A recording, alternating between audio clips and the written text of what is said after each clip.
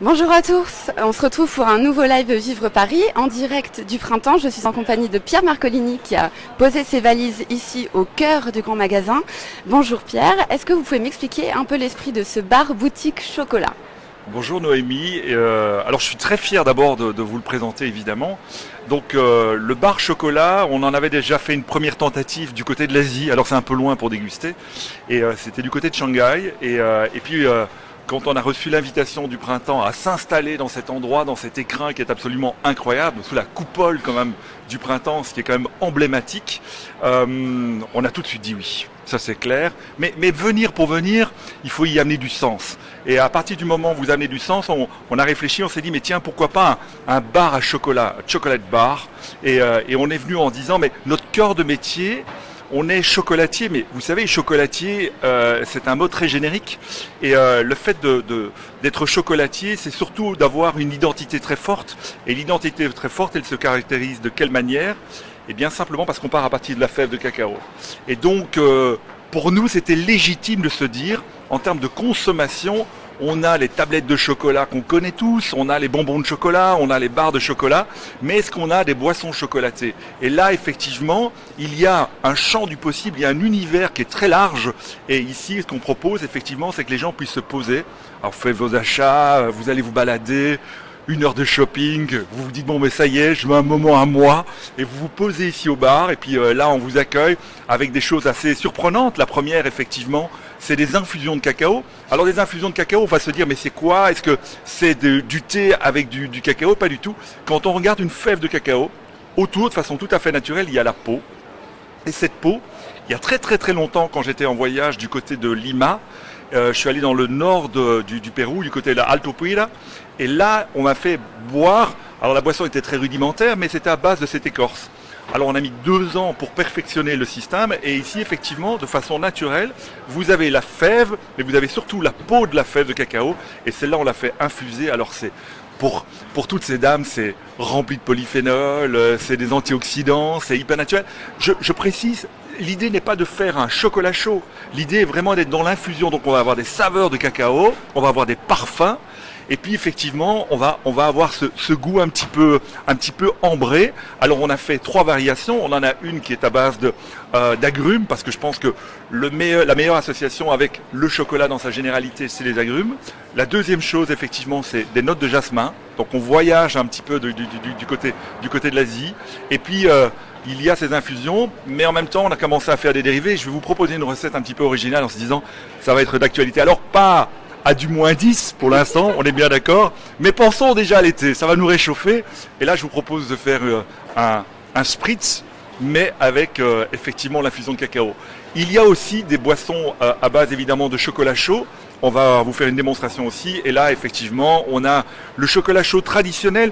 Alors, j'ai voulu que dans un chocolat chaud, si vous regardez toutes les recettes un petit peu, il y en a beaucoup, il y en a une légion. L'idée, c'est de faire un chocolat chaud où il y a très peu de sucre. Je pense que l'apport du sucre, c'est simplement le chocolat qui l'amène. Et ici, on a un chocolat chaud avec un petit côté un peu Irish coffee, on met quelques épices un petit peu bizarres, mais des épices qui vous réchauffent le cœur, comme par exemple du piment d'Espelette.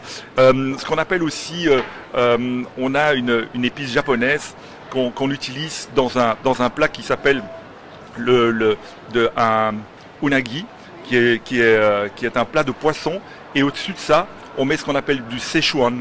Et ce Szechuan, si vous voulez, il est excessivement frais. Et là, on a fait une dérive du côté du chocolat chaud. Et c'est assez drôle de voir la réaction des Japonais quand on leur dit on a pris votre poivre et au lieu d'en mettre sur le poisson, on le met dans le chocolat. Mais ça fonctionne très bien. À découvrir en tout cas. Donc véritable voyage gustatif, voyage des sens finalement. On va peut-être aller découvrir, c'est parti. Avec plaisir. Alors, je vous laisse passer peut-être derrière. Ah non, ça se fait ici, c'est très bien. Alors on commence, on va prendre, ça c'est obligatoire. Tu as des glaçons pour moi? Je vous présente mon chef, Laurent Sounen. Bonjour à vous. Mon compagnon d'armes. Alors, soyons généreux. Allez, c'est parti. Il n'est même pas 10h du matin, mais soyons généreux. Surtout que vous allez le boire. Voilà. J'imagine. Avec plaisir. Alors, comme c'est une recette italienne, il y a du Prosecco. Normalement, c'est 2 doses de Prosecco. Bon, je le fais à l'œil, hein, mais l'œil du matin, en général, toujours le meilleur. Il ne trompe jamais. Il ne trompe jamais. Alors, après ça, on va là, au lieu effectivement de mettre un tonique, ce qu'on a fait, c'est qu'on a mis l'infusion de cacao dans le siphon, ce qui fait que ça va lui amener un peu plus de légèreté. Et donc là, on est parti.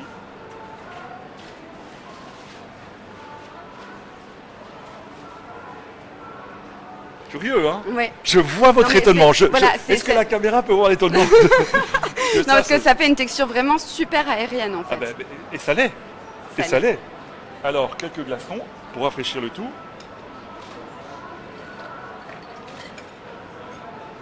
Voilà.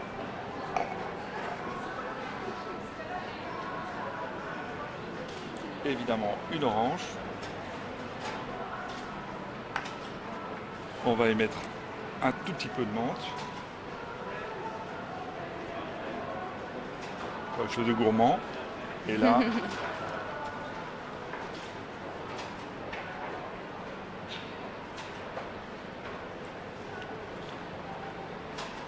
ah parfait. Voilà. Et là, donc, il est prêt à déguster. Ah mais vous allez le faire. Vous allez le faire. C'est pour ça que j'ai pas touché la paille.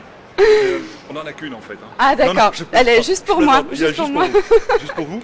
Mais vous allez voir. Ah, vous fermez les yeux, vous pensez à l'été, regardez la plage. Oui, je vois tout de suite les couleurs de l'Italie. Même le printemps, c'est déjà tellement beau. Mais en plus, avec toutes ces petites montgolfières comme ça, c'est vrai qu'on a tout de suite envie de partir en voyage.